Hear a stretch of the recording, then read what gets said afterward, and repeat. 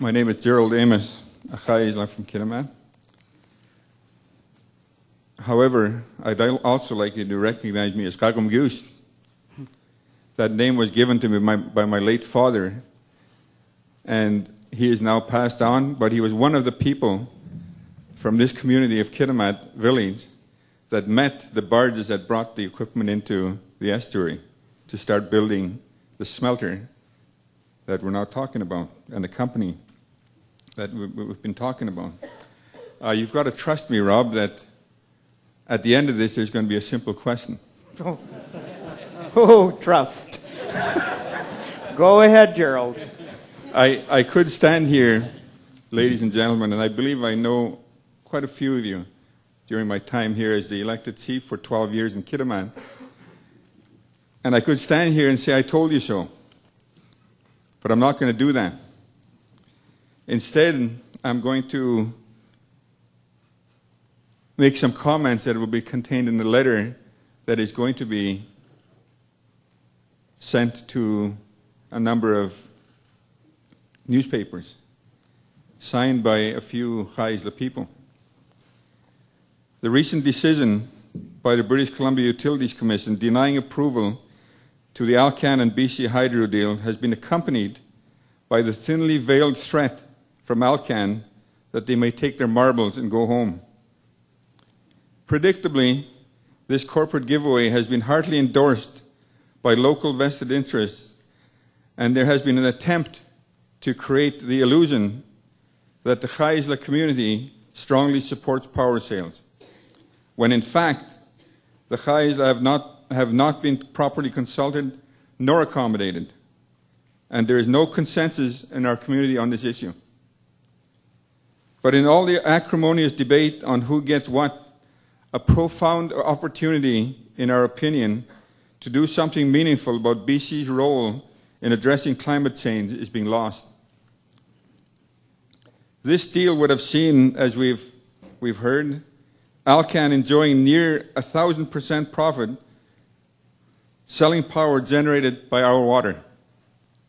These waters provided to Alcan have generated billions of dollars of profits, more than enough to modernize the smelter many times over. However, Alcan has demanded we pay for the new small-sized smelter by allowing them to gouge BC Hydro customers, while at the same time eliminating hundreds of jobs in order to lower their costs, and thus enjoy increased profits from a more efficient smelter. And of course, again, as was pointed out, ever-increasing power sales. This is greed, in my opinion, on a monumental level. Alcan's mandate is to generate profits for its shareholders, and this deal would generate billions of dollars of profit. However, Alcan spin doctors have created the illusion that Alcan is right up there with Mother Teresa as a protector of humanity. Haisla have dealt with this company for over 50 years, and I personally, as I said, had to deal with them for 12 years as elected chief. They are simply a very large and enormously wealthy corporation who will only respond to communities' needs when prodded and when it makes good business sense to do so. While it is true that benefits to our communities have accrued from Alcan's presence in the North, it should also be remembered that Alcan has benefited enormously from our community's support. It should also be remembered that there have been enormous costs and negative impacts associated with Alcan's smelter and the Kimano project. We should never forget the Tsesleta people who lost their ancestral home to Alcan, the permanent damage to the Fraser River salmon from a dewatering of the Nitsaku River. We should never forget the significant pollution and many workers who have died making aluminum over these years. Workers and communities contribute to our prosperity as much as companies, and Alcan cannot prosper or even exist without all the good men and women who make aluminum for them. In fact, the taxpayers of BC, and especially the customers of BC Hydro, owe Alcan nothing.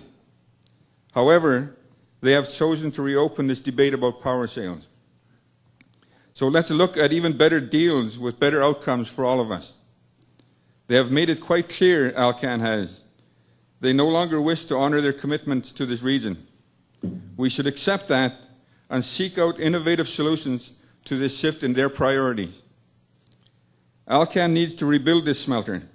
It will use less power, pollute less, and generate more than enough additional profit to justify their paying for it instead of the BC taxpayers. And if they don't want to do that, then we should begin negotiations with other aluminum producers who would appreciate the opportunities in this community.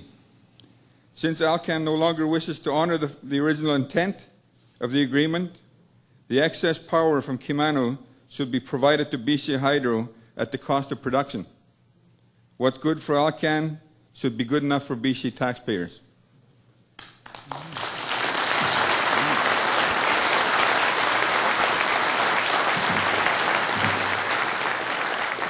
It has been proposed that BC builds two new coal-fired power plants.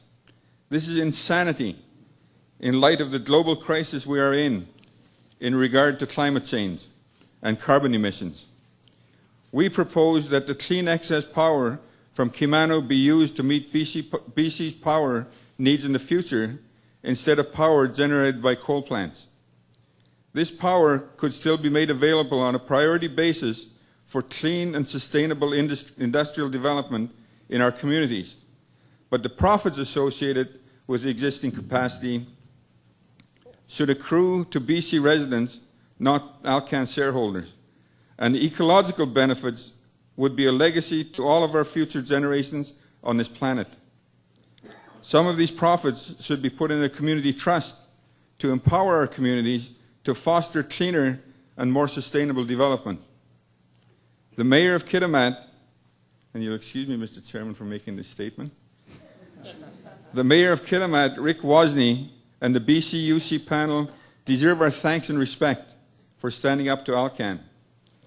In the face of vicious personal attacks from Alcan apologists, they showed that the leadership that the provincial government, and other local leaders failed to do. They have saved taxpayers untold hundreds of millions, if not billions, of dollars that can now remain in our province.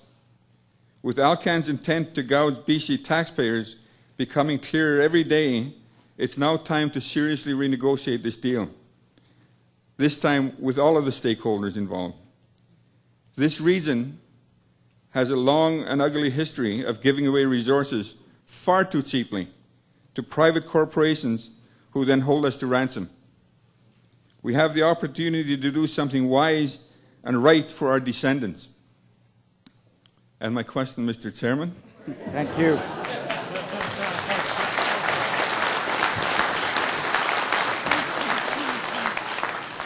Are we going to waste this opportunity?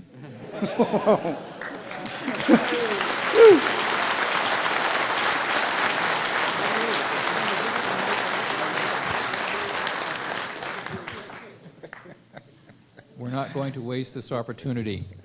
I would just like to remind everybody here again tonight that we already do have a smelter build agreement in place. It's been in place since 1997.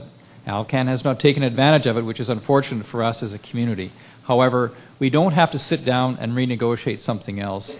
Let's just get Alcan to do what they promised to do back in 1950, which was to use the power for aluminum smelting and to do what they promised they were going to do in 1997, which is to build the 500,000-ton smelter. There is plenty of power for that to take place. There is no surplus power. All the power could be used for that aluminum smelter at 500,000 tons. And thank you for your comments, Gerald.